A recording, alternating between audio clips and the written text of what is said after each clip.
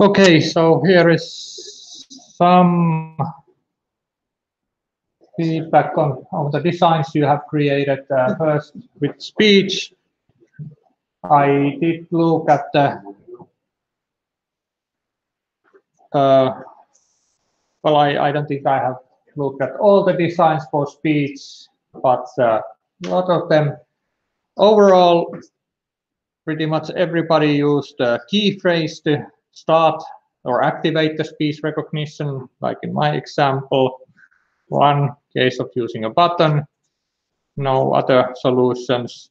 Vocabularies were mostly small, couple of large one, maybe one which I interpret to be medium size, although this is maybe one feedback is that most of you consider that, okay, small vocabularies are enough for this, but there might be cases where you actually need medium to large vocabulary. It's easy to not realize how many words you actually need when you start including all the different options for the lists and all the different ways to say the things and so on.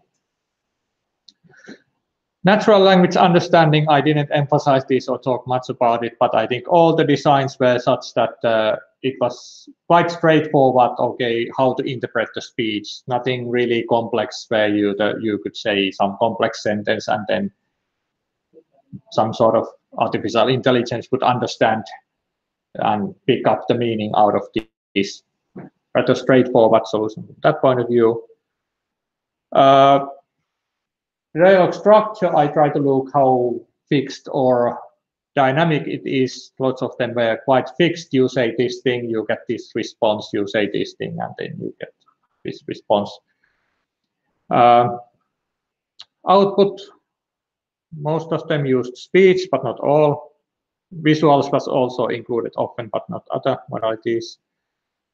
Initiative was often user initiative and some mixed initiative, and I used quite strict definition here that of course the error handling had system initiative elements in many of the designs, but if there was like individual confirmation questions by the system, then I considered it still to be user initiative in this categorization rather than mixed.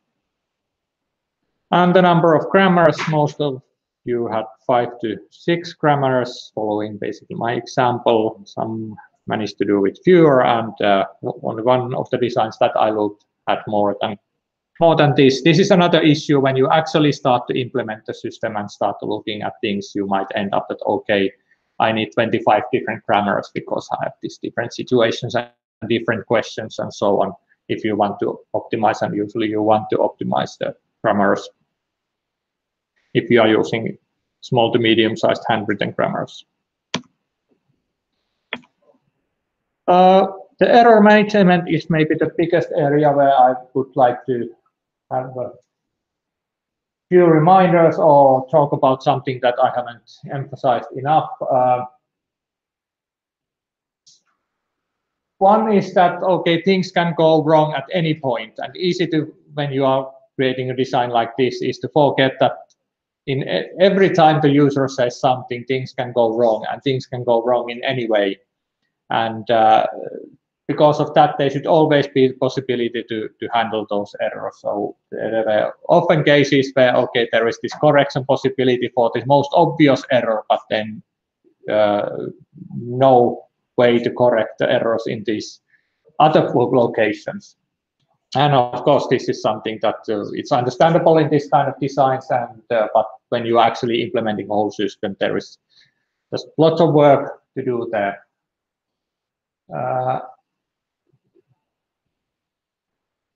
And yeah, remembering that any part of the input can go wrong, not just the most obvious part of the input. Confidence scores were not used very often in your designs. Most trivial way to use them is that when you have a low confidence score on speech input, you can ask confirmation maybe on this situation.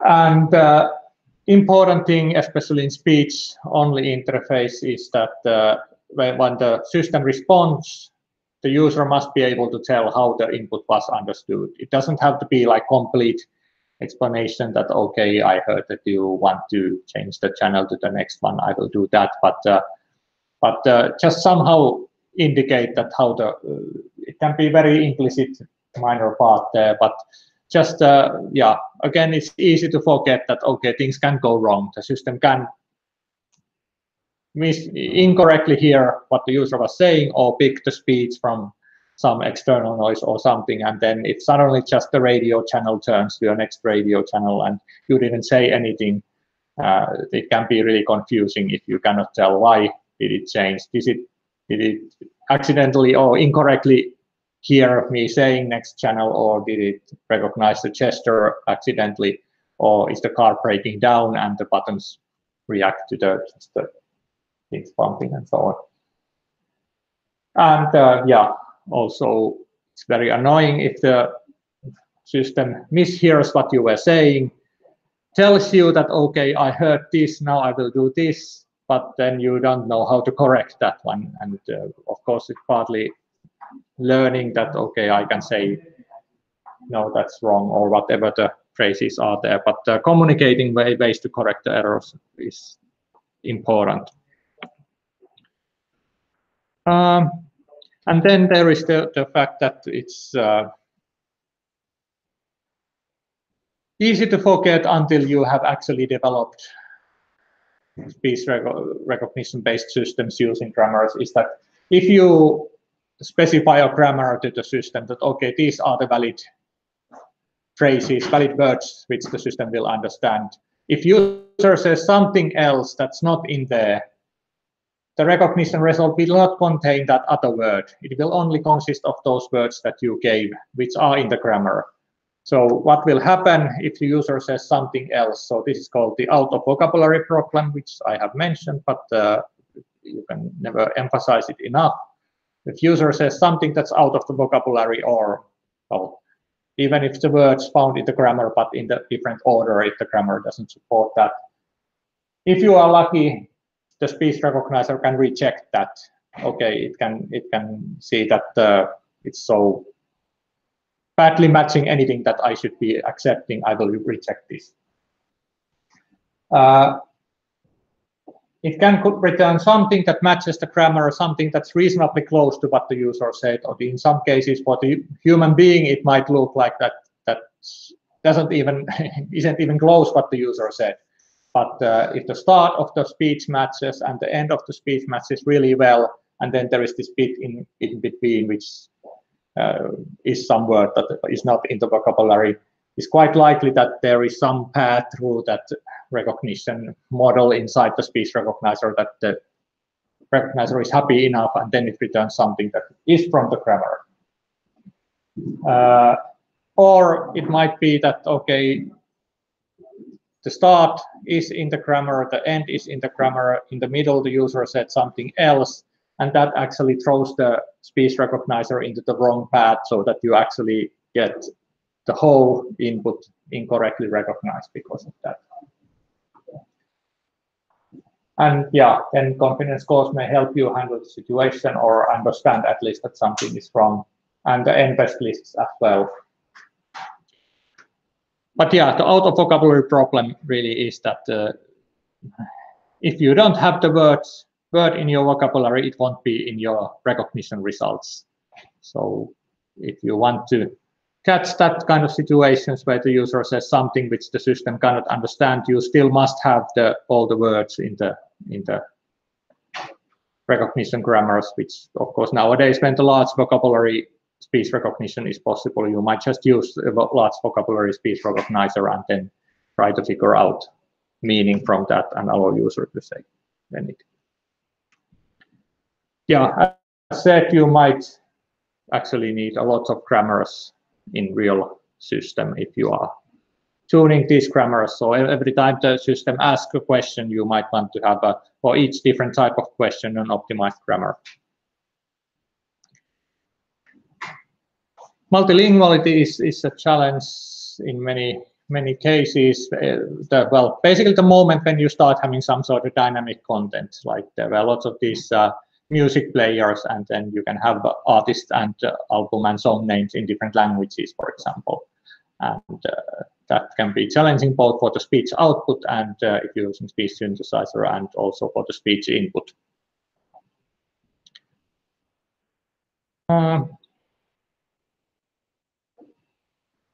Yeah, and a reminder that in real life, when you start creating, if you start defining grammars for speech input, you think of, okay, the user can say it like this, or like this, or like this, and you end up with maybe 10 different ways of saying that.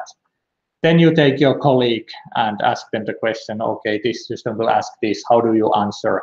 And it's surprisingly likely that their first option is something that's not on your list of 10 options. And then when you start going through the people, you originally had like 10 items, and then you end up with like 100. And all of them makes perfect sense. You just couldn't think of them from top of your head. But yeah, natural language is surprisingly flexible in how many different ways people can say the same thing, and thinking that, okay, this is the most simple way to say this even.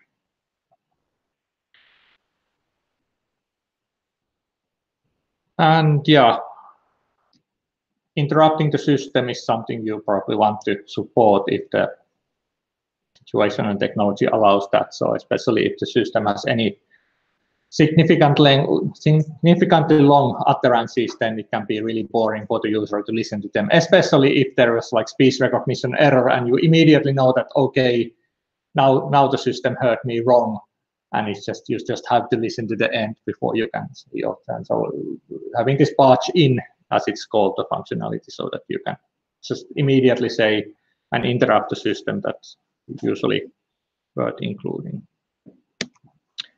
Some nice ones. For this one, I enjoyed the visuals and also the graphics here. I think they supported the speech part quite well.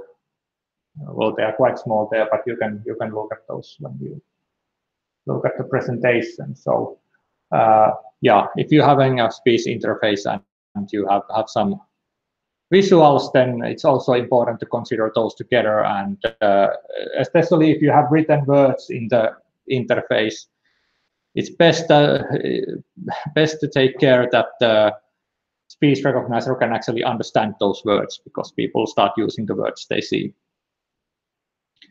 Well, I think that was the only one I picked up for these ones. And then if I go to the let's go to the gestures.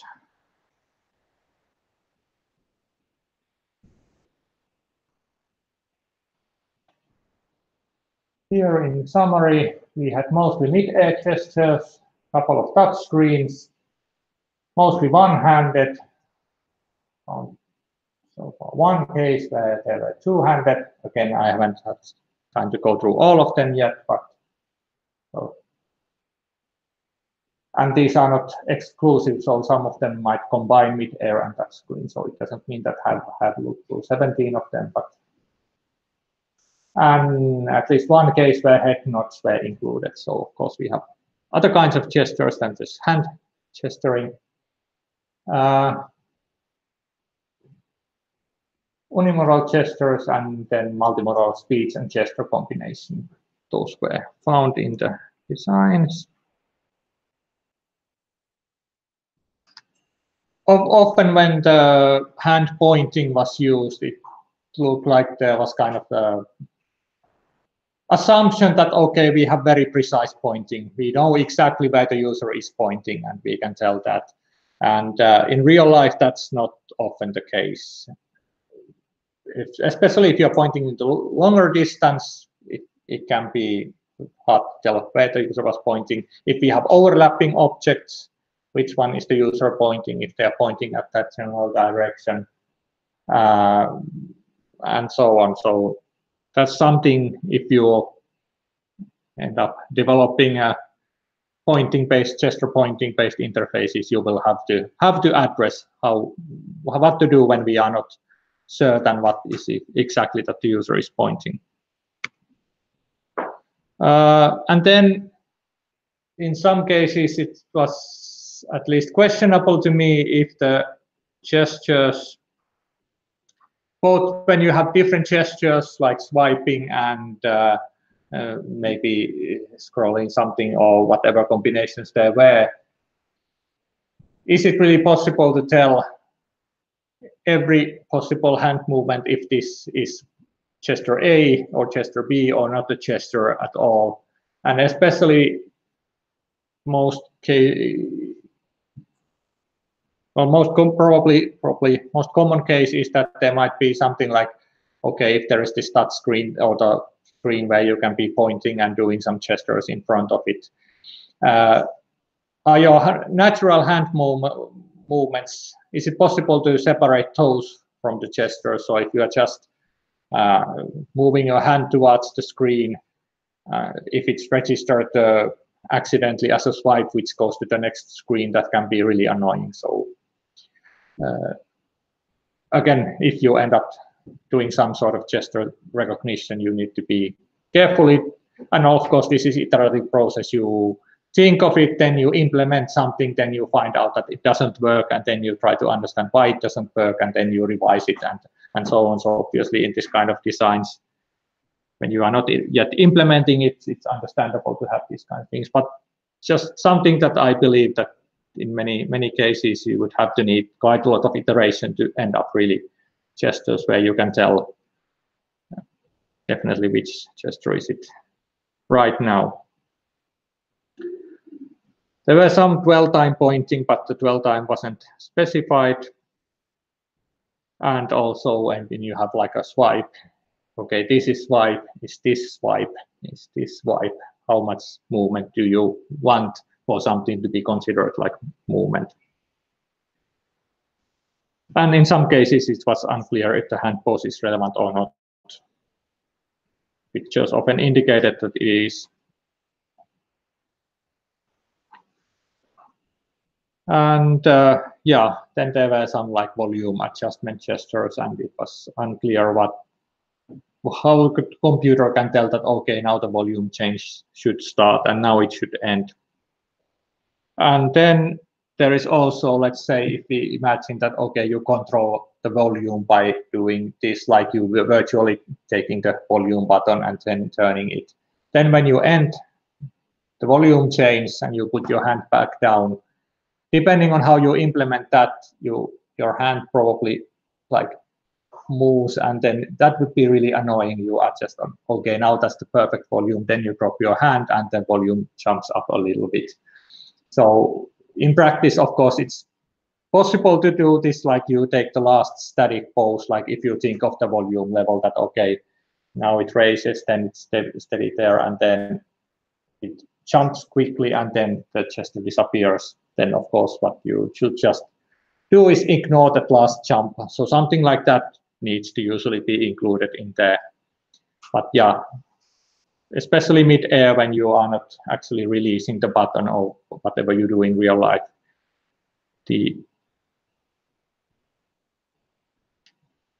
reliable way to end the gesture can be critical.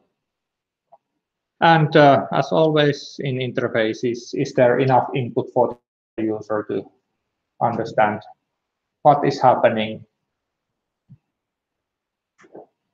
and why this was caused?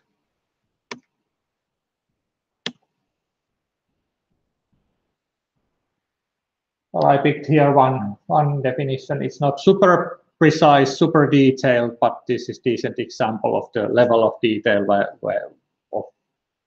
for the designs in this course. So if you can specify your gestures on this level, that's nice. Here you can kind of immediately see what the gestures are. Nice selection of pictures taken from somewhere. Feel free to use gestures, but yeah, efficient communication, that's what I particularly like in this one. Then I have much shorter feedback from a couple of authors because I haven't had so much time to go through this, but then again, I'm running out of time as well. Haptics. 16 tactile feedback, one force feedback, and even that was kind of halfway there, and one use of thermal feedback. So quite a lot of bias towards tactile feedback, mostly one element, some cases two elements, and in two designs that I have looked at, this was like 6 elements for the feedback. Then more equal balance of haptic patterns in 12 cases, and in 6 cases some sort of continuous feedback over some operation. Mostly audio plus haptics, some cases visual plus haptics, and some pure haptics only feedback, and mostly to the hands and some to the torso through the car seat basically. And yeah, there were lots of alerts and notifications, some support for gestures, so making the gestures more natural, either touch gestures or mid-air gestures. Some to communicate car status, like this one of the haptic speedometer designed by one of you, I don't remember who, but you feel if the car is going too fast. And also examples to enrich other media, make, for example, music feel better through haptics. I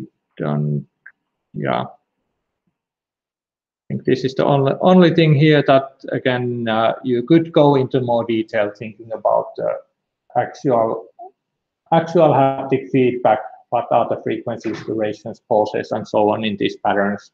For example, of course, this is again something that in real life you just prototype and try out and so on. So it doesn't make sense to over design these things in the paper, but still you could be a little bit more specific. Could also bring up a little bit understanding that, okay, this might actually not work because this pattern will be too long or whatever. And also timing in relation to other modalities.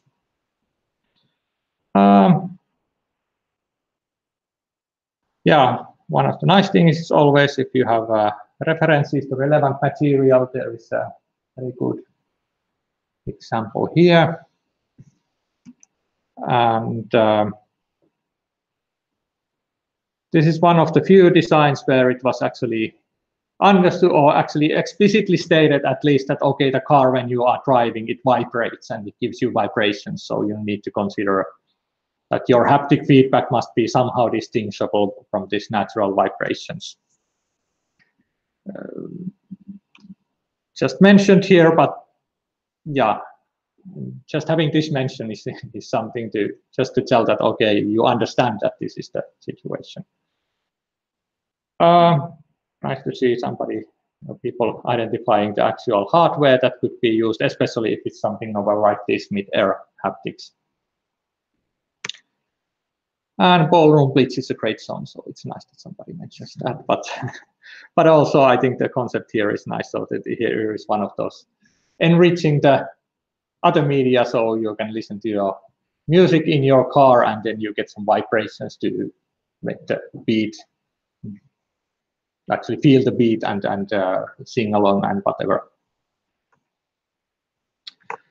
And I think the only one missing is fusion, and obviously this is very, very quick because I have only had a little bit time today to look at, because the deadline I think was today. So very, very quick look, and but there was mostly speech and gestures, and also several speech and gaze fusions. And from temporal point of view, in 7 cases, these are concurrent, and in 5 cases, I put there concurrent or sequential. So in many cases, it's something like you give speech command, and then that activates the gesture tracking, so that you can give the speech command and at the same time give the first gesture, or you can give the speech command first and then start doing the gesturing. So those are included in the second case. I don't. Yeah, so one thing I picked up from here is that in many cases the fusion kind of assumes that from gaze or hand pointing you actually get precise information. Okay, this is the object the user was pointing, and then you get the speech, and then you fuse them together, and that's kind of optimized view of the world. But of course, in real life, when you are pointing at something, as I already mentioned for the other feedback, you might be unclear what exactly the user is pointing, and especially if you think of that, okay, using the earlier example, that black object on the wall, you might be pointing at a couple of different objects, but during the speech, but you might have been pointing at the object you mean during the word that, so maybe you need to use the timing from the speech to decide that, okay, I will look at the pointing at the time when this particular word was spoken, for example. Or it might be the fact that, okay, if the gaze was used, I choose the object which the user was looking the longest time, which is outside of the central area where the user is looking most of the time because they're driving the car, and or something like that. So yeah, mostly a reminder that it is quite challenging to actually figure out what the user is pointing at, or and so on in real life. And yeah, I have had the case feedback in the Moodle for quite some time. I will put these in there hopefully soon. Well, maybe I put these them there later today, and then when I update them, I will replace them with an updated version so that you can go and check them out tomorrow. But yeah, these were the immediate or first thoughts that came to my mind when going through those designs. Overall, thank you for those designs, and I think they were very much, how should I say? Well, I have no reason to doubt that there was any kind of a plagiarism between you. It looked like everybody had given their own thoughts and own ideas, and done their own designs and taken their own time. So very happy to see that everybody has spent time and come up with something of their own, and lots of nice ideas. And as said, the designs remain in rather abstract level, but I hope, and it looked like they have provided you some understanding of the topics that we have been talking about, and yeah, made you think of at least some of the relevant aspects. But yeah, I think we can close this session. I don't think I have anything else to share right now about the mini project. As I said, I will try to add a little bit more information about that into Moodle. And yeah, we will have a session next week where I will be talking about evaluation, and maybe we will have a couple of student presentations as well. And yeah, you should start, if you haven't already started working on the mini project, at least agree on the groups on how you do, and yeah, decide at least the title of your mini project, so that I will put the area where you can post the title, and then finally the materials when you are done with the project into the Moodle. Just one person of the group has to post it, or everyone? One person. That's my idea. That yeah, just one person per group. So, or one post per group. Yeah. share the names. Yeah, I will put the template what to put in when you post. So basically, the first posting will be the title and the members on the group, and the second posting will be the presentation and the video and whatever.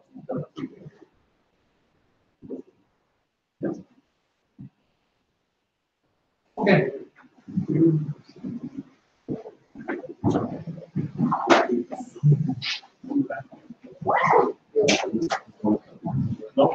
No, that's One quick question. For the mini project, we were thinking of working on the bus, but also on the bus stop. It's like also right.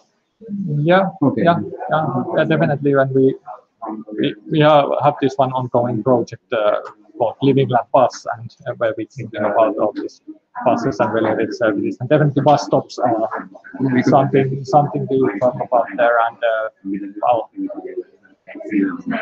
mostly people are nowadays still talking about this travel chain or whatever it is. So not just thinking about what happens inside the bus, but how you get into the bus stop and how you wait for the bus, and then you get into the bus, and then you leave the bus and then go to the train or something like that. So this whole thing, any kind of that ideas which make the whole thing. We were thinking on this, so it's perfect to know it's okay. Yeah, definitely happy to see that idea. Okay, thank you.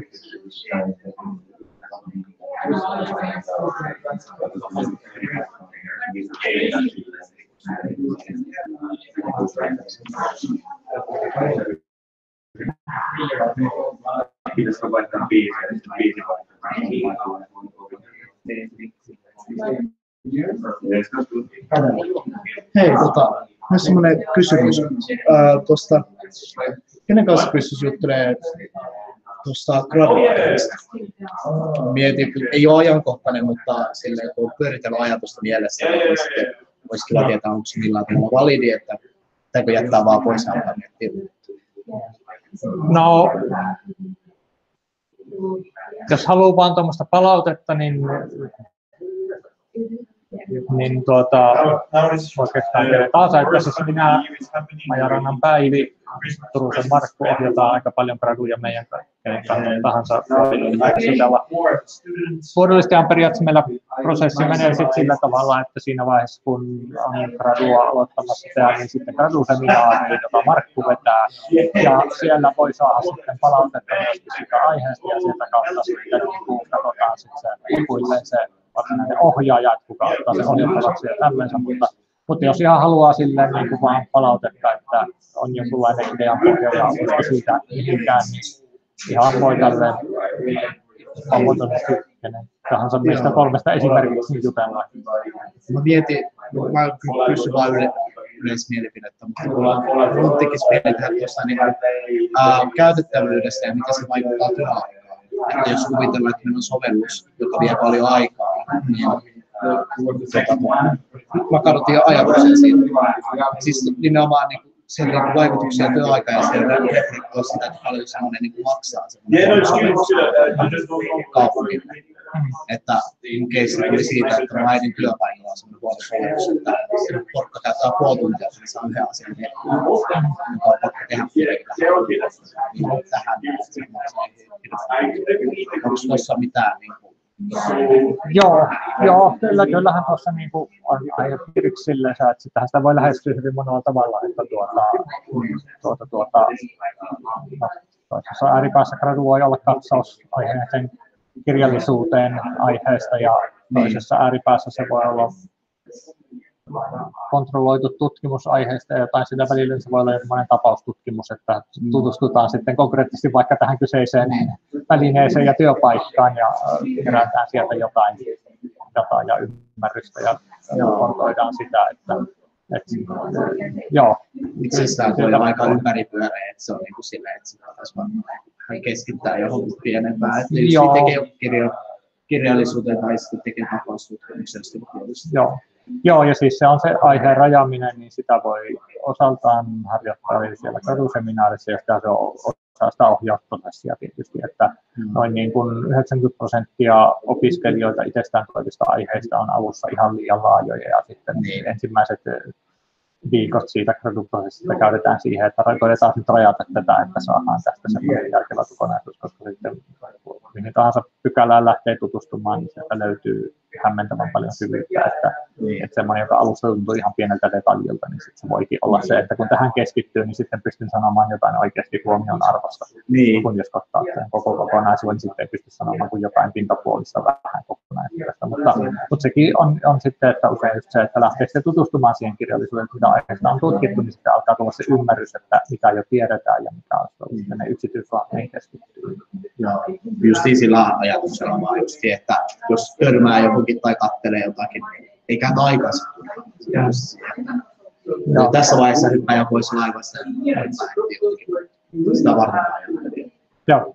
Tässä on vielä suunnitelmissa 2020 kirjoittaa sen ensi syksyn.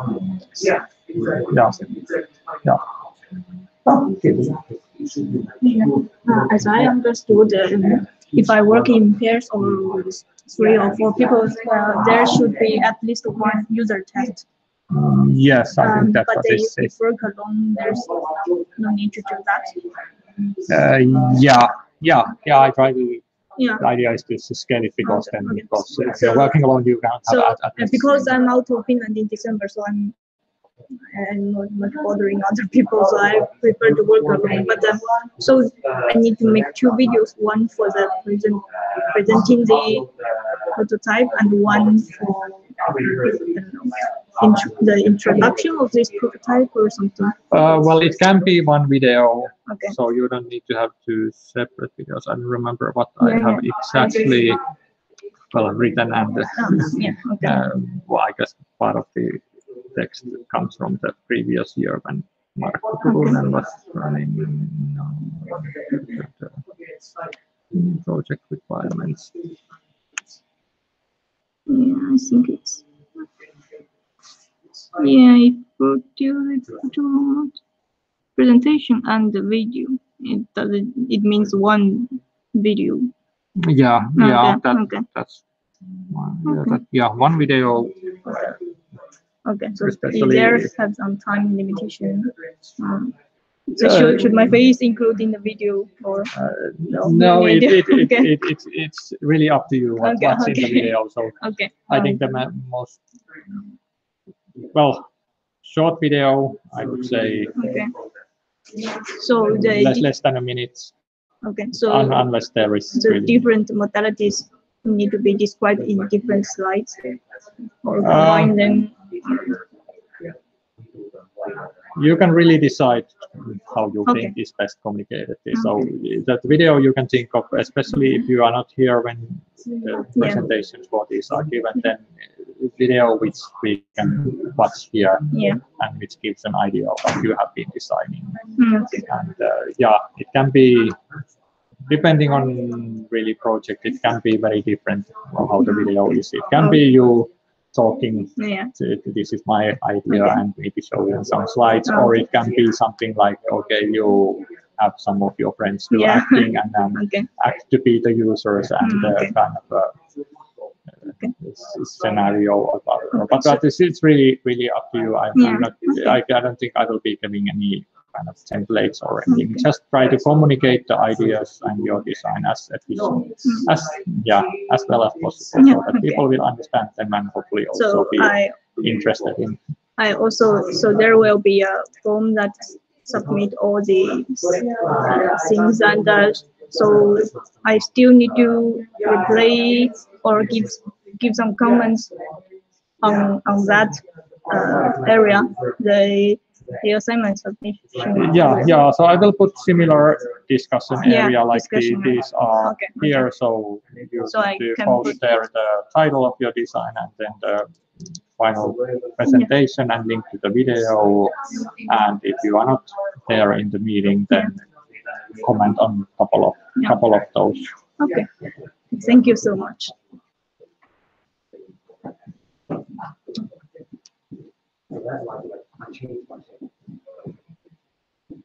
I should be doing this today, but I don't have